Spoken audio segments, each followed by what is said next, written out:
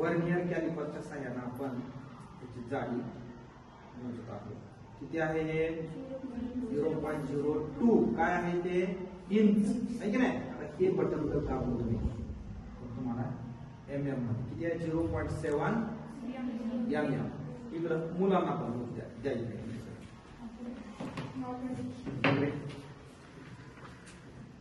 इकडे समोर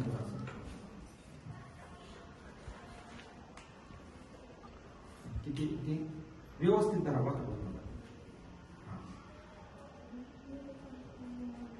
0.1 mm नाही इंच असेल हे दाबा इथलं बटन किती आता हे वाटलं करू नका सरळ धरा तुम्ही जास्त मोठं